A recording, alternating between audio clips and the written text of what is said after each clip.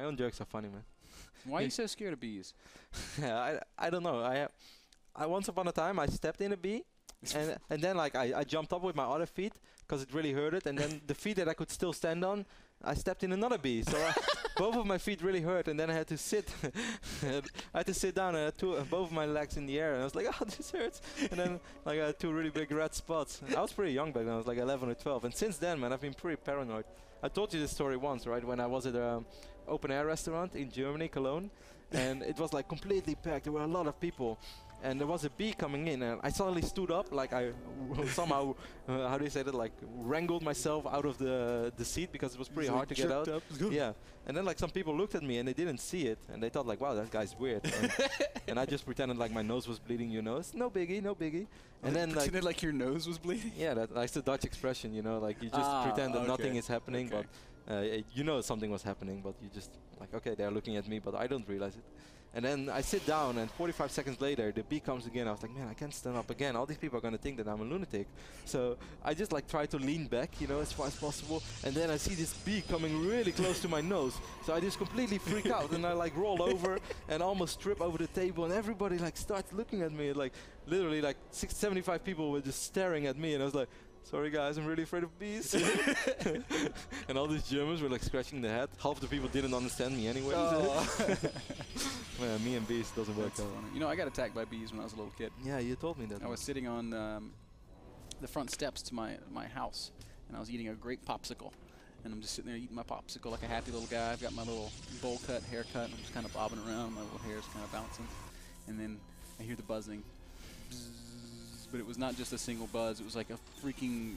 an entire hive comes and chases after me. I got stung like 30 times and I had to go to the emergency room. This little like 5-year-old me, man. I got attacked by like 1,000,000 bees. And I still seem to be more paranoid about bees than you are. That's really weird. Bees don't bother me, but I'm scared to death of spiders. Oh my god. Anyway, but guys, we saw Whiteraw once more sending out a really quick probe, trying to get that probe into the main base of Jinro. But Jinro was so quick with walling off. And he does have something to hide today, Ben, because Jinro, what I love about Jinro, by the way, is that he's one of those Terrans who switches up his build every single game. You really watch the best of 3 of Jinro, and he plays 3 completely identical cells. No, Jinro does not do that. This time he's going for the more standard, no gas, fast expand, but it's not that standard when he didn't do it in the previous 2 games, so I love that. But he's chosen a great map to do it on, Antigua Shipyard. Really good for Terrans that like to turtle to a 3rd base. And this fast expand style is a great way to set that up. He'll be able to get that economy really rolling. He can get some tanks up on the high ground and just kind of make his way out towards that 3rd. Once he secures 3 bases, he can max, or he can start dropping everywhere. He can do basically whatever he wants. These refineries are pretty quick though, Ben, so I kind of wonder right now what Jinro is going to do. He is adding 1 more Rex, but I really wonder how many more Rexes is he going to add. We might actually see him adding a factory pretty soon, and that he goes up to Cloak Benchy, because that's a build that's very popular after all. On the Korean ladder, a lot of Korean trans love to do that build against Protoss. And Jinro is very hip to the Korean scene. He's in Korea. He's very up to date with that meta, and it doesn't. The automaton is on Jinro's side. He's like, no. Did you know in Brood War the animals wouldn't move out of the way if you tried to build something? They just like stay there. Oh, a little bit of a skirmish going here. Whiteraw once more trying to micro his stalker. You saw that automaton? Blocking the nexus. Yeah. No, he's pretending his nose was bleeding. Because he's like, I'm not doing anything. I'm not helping Jinro. I'm afraid of probes. Yeah, but deep inside, he was helping Jinro. Whiteraw did manage to pick off 1 Marine. Oh, nice micro by Whiteraw this time, as he has turned Jinro around. This is a little bit of like a mind game, you know? Like, I'm going to walk around. No, I'm not going to walk around. And then like, see? It's always a little bit tricky because, of course, if you do everything perfect with the stock, you get a lot of free shots off. But if you miscontrol just for a little bit, you're going to be in trouble. Jinro has enough stocks, enough Marines over here to scare Whiteraw Stalker away. Whiteraw did not see this command set. Missed a pylon while he was microing that Stalker so much. He's going to be stuck on 34 for a little while. Yeah, you're right. No, pylon and Nexus will finish at probably about the same time. Ooh, 3 gates to Robo. We do see that starport going up already, guys. We see the tech lab being added by Jinro in his factory, so I think we were spot on with our Cloak Benchy prediction. I think so too, Kev. And at this point in the game, the question becomes, will Whiteraw build a 2nd observer? Because this build will punish the hell out of a Protoss player who only builds 1 obs. Definitely. Unless you have MC spider sensors and you just make 3 observers. You know it's coming without scouting it. It's stuff that only MC pulls off. I was talking to one of the guys that's in our Razor house about this the other day, and he said, well, no, you need to just build 3 observers every time. That's his opinion at least. Yeah, but he's pretty biased. He does play Terran, and he thinks Protoss can afford everything. Lovely guy though. Besides that, He is very good at StarCraft. yes, but I should not talk too much with him regarding balance. Otherwise, I'm afraid we're gonna have some problems in our house, and we might see him ending up sleeping in the backyard. Let's put him on the roof. And he wakes up with a sunburn. Or just tape his mouth with duct tape. That would be so mean. Yes. That's how I treat Winus, man.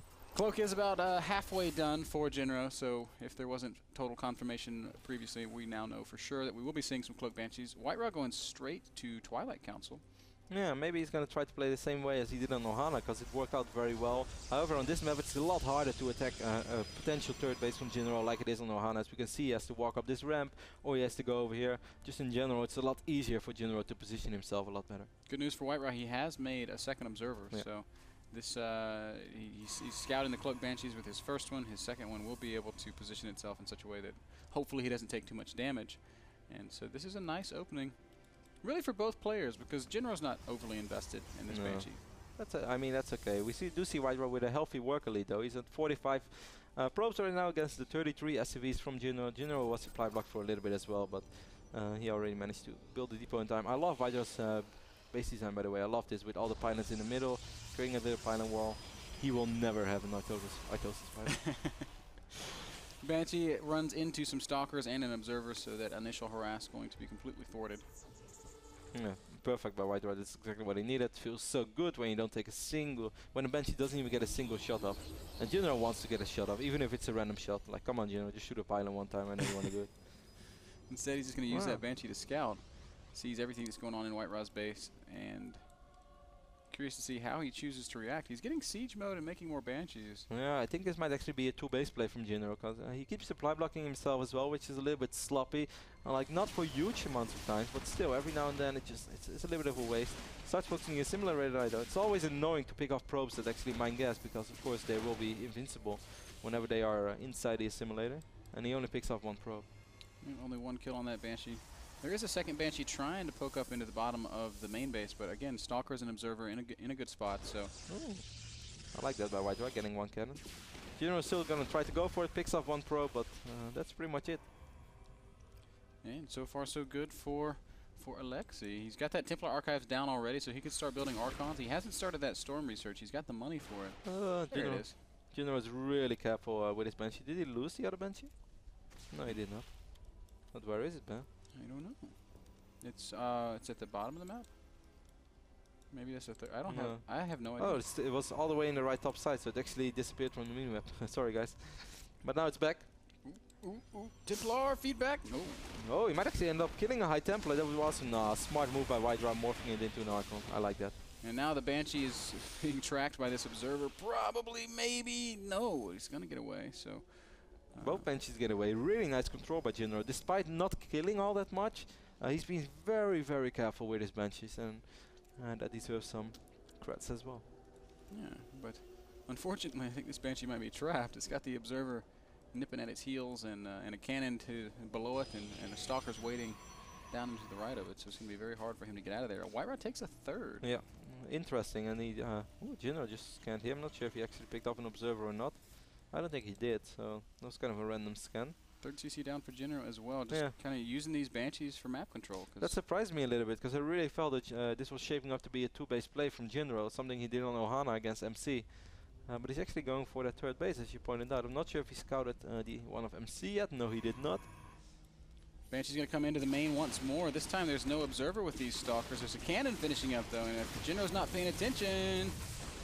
Cannon does finish, and he is, of course, watching. Yeah, but he's going to be able to pick off at least one more Stalker, forcing another warp in from White Raw. Pretty high level play on both sides right now. They're really careful with their units. White Raw not taking a lot of damage, and Jinro really trying to get the best out of his Banshees. Yeah, both these guys just doing the dance, man, playing their cards very intelligently. And Jinro now knows about this third base, and I don't think it's going to bother him too much. As we've said, he's already working on a third command center of his own. That's Stalker. Yeah, a little bit of a mistake right there by White Raw. This is really nice for Jinro. This is just annoying. He's picking off pylons. He's going to pick up this cannon as well, or force a cancel. Picked off a Stalker left and right. Now 3 Stalkers. A little bit of a micro battle here. Jinro controlling very nicely. Gets one stalker, loses nothing, and now he's going to get out of there content with that exchange. 133 supply both ways. So look at Jinro. Virtually identical game. What is that? The Raven. Maybe that's the rally point of the starport. But he did actually spot that observer. It would have been so sick if he would have kept track on that observer with the Raven and then sent a few SUVs. Or Marines, of course. Would be cool if SUVs could shoot up too, but... They shoot their drill off? Yeah. They can only shoot once, but... Yeah. Yeah, it's like a bee, you know? It's like I sting, but it kills. It's like the golden gun and golden eye. One shot, one kill. SUV, perfect counter to Colossus. There's no gun in GoldenEye better than the RCP-90. No, of course the golden eye is better. No, or the golden gun. RCP-90 is the best. Because if you miss with the golden gun, you're dead. You will never miss with the golden gun. Unless you're not real James Bond. We're not a real James Bond, but James Bond didn't even have the golden gun. That was the bad guy had the golden gun. I know, but James Bond took it. At least in my version. White Rod pushing through this end of the map with some Zealot Archon and some Stalkers. This is starting to get pretty scary. He does have Storm already as well, guys. 3-2 upgrades are on the way. Interesting, he's getting attack over armor this time for real. Jinro's on 3 bases now. I do feel that he's pretty well prepared, but still he could really use a barracks or a factory here, man. Because if all those zealots just swarm in, I don't think that Jinro can hold this. I don't think Jinro even knows that it's here, and one tank is going to die immediately. High Templar marching forward. There's a pretty good storm on a lot of those Marines. Oh, another great storm. Banshee's going to float in and immediately get feedback. Siege tanks on the low ground doing what they can. It's pretty good positioning by Jinro. He has bunkers everywhere, so I guess he is going to be fine in the long run. I don't know, this army of White was really strong. Those zealots do not die. Wow, he just keeps marching forward, and this isn't an all-in at all for White Raw. He can fall back and just reinforce. More good storms going down. Jinro's supply has dipped below 100. White Raw still hanging strong at about 130. Yeah, and he has a lot of money, and he has a worker lead as well. 72 over 46 right now, forcing Jinro to at least temporarily abandon the plan of this third base. We can actually take another look at that, let's look at that fight once again just to see exactly how it went so well for White Raw. I'm so surprised that he was able to be so dominant from that fight. So here it is one more time. He's going to break down these rocks and just kind of charge right over Jinro. Look at these zealots. They just get up on top of everything. Storms going down, beautiful storms on the Marines, and he just continues to push until Jinro has to completely abandon that expansion. I really love those feedbacks as well. And look at those zealots. They just did not die, and it's really nice to have 1 or 2 Archons in the push like well. Anyway, the game is still going on, guys. Of course, you did not miss anything. If you would have missed anything, we would have cut right back. I kind of feel like I'm working for ESPN right now. That in-game replay, man. Yeah. That just happened. It's not bad. That just happened. White Raw's taken a 4th base on the back of that big win. Jinro still hasn't retaken his 3rd. I think we were just part of esports history, man. You saw it here first at the North American Star League. Not bad.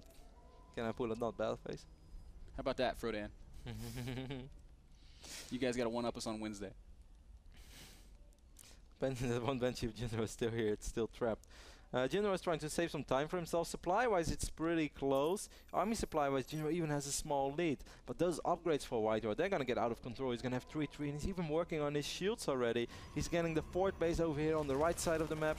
Wiping in that 1 hero zealot, going to take care of this Marine. Jinro is really slacking on upgrades. So like 2-2 will be done within 90 seconds or so. But White Raw did such a good job. Jinro is on 4 orbital commands. Sorry guys, kind of missed that one. Cass would be proud. With only 48 SCVs, it might look like he's way behind, but with all these orbitals, his economy's gonna be fine, and he's gonna have a much larger army than next time these guys fight. Army supply right now 99 to 105 in favor of White Raw. And the good thing is he already has 6 ghosts, 2 more additional ghosts on the way, so he's gonna have a much better way to deal with these Archons, and hopefully with those storms as well. But does he have a real answer to the Vikings? That's what I'm really to the Colossus, of course. That's what I'm wondering about. It's hard to have a good answer when the Protoss players got such a well-mixed composition here. There's Immortals, High Templar, Colossi, Archons, and tons of well-upgraded Zealots. And there's only, of course, a certain amount of gas that you can mine out of 2 bases. He got Banshees, I love this, forcing always those defensive weapons. Of course, that's not what White Raw wants to do. And all that Jinro wants to do is save time. White Raw's, I think if White Raw would go for it, I think he would get a really good trade-off. This is nice by Jinro. He's going to pick off all these gas mining probes in the natural of White Raw, and he's just going to back up. So 2-2 is ready right now for Jinro, but he could really use a few Vikings, and now he is mining from these 2 refineries. Doesn't have all the SCVs in it yet, though. White Raw's gonna storm in once more, Ben. This army, I don't even know. I swear, I don't think Jinro can do much about it. White Raw's gonna send a couple of Zealots high, and the rest gonna come crashing down through the big chokes in the middle. EMP's going down. They do hit those Archons pretty solidly. There's a lot of ghost stuff, but look at the storms, the archons, the colossi. It's just too much, man. Jinro's not going to be able to hold here. No, he's not. This is just a too powerful army from the Ukrainian Protoss. Jinro calls GG. Wydra wins the first series of the day, 2-1. So that means that Wydra is 2-1 right now in the NASL Star League. Not bad. And Jinro is unfortunately 0-3 once more, falling 1-2. Despite once more playing pretty good. Plays another great best of 3, but just barely coming up short. It's got to be really frustrating for him. But he's showing really good games. Like that was a great game. He just took a lot of damage to a really well executed attack.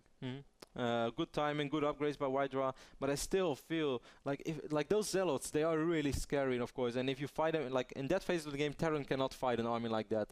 There's just too many zealots. They're extremely good, and of course with charge, they're really quick as well. But if you can somehow put like a good choke somewhere where you can get some buildings, I mean, we take a look at the instant replay, the final fight once more, but this was just too much, despite good EMPs. This still harkens back to what you're talking about. If there's buildings out front, you can't just attack through that. If there's bunkers and depots and things, Jinro was leaving those units kind of uncovered, which, I mean, I don't know that it would have made that much of a difference in that fight, but in the fight before it, if there's walls behind, you know, if there's depots behind the debris, if there's a couple bunkers and maybe a barracks or two. I mean, I slowly but steady starting to feel that PvT or TVP, let's look at it from the Terran stand view, is slowly kind of becoming sort of like playing Protoss with Zerg, where having sort of wall-offs where you can just not fight that army straight up, you just need a crucial building placement. Because I mean, if I would just expose my Protoss units really openly against the Zerg, I would get swarmed by Zerglings all the time, and of course then I still have safety force field, something that Terran does not have. That helps out quite a bit. But you know how important it is for Protoss, for instance on Daybreak,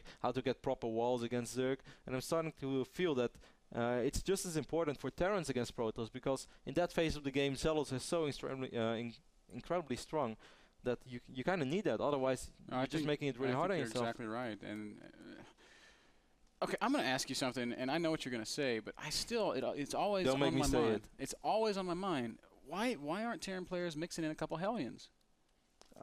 They used to. I mean, for instance, the North American Terran, DDE. I remember watching the Shoutcraft Invitational back in the days where I played a lot of games against Zocca, and he used to go for Marine Marauder and then a lot of Blue Flame Hellions, and I thought it was really good. I thought it was awesome, and it was a really hard army to beat. But ever since the patch, when the Blue Flame Hellions got nerfed, you barely see them anymore, and I'm not sure if that's the right call or not. I think they can still be pretty useful. Then again, we saw how low, Hellions don't even cost gas, so I think you're right. I think it will be pretty good. I don't know. And they also absorb a lot of damage. Yeah, they do. They absorb damage. They're cheap. I'm not saying it's the answer, but I'm kind of curious why we don't see Terrans experimenting with it. Maybe it's because Terrans like Puma have found ways to win just doing that same old stuff. I don't know. Yeah, anyway, guys, that game, did you want to... No, I just love Puma. That's all I want to say. That was the Game Minder Game 3 Game Minder, the smartphone app that lets you set video game reminders for game releases and NASL broadcasts. So go check that one out. We're going to take a short commercial break, and then we're going to have some words with White Raw. So do not go anywhere.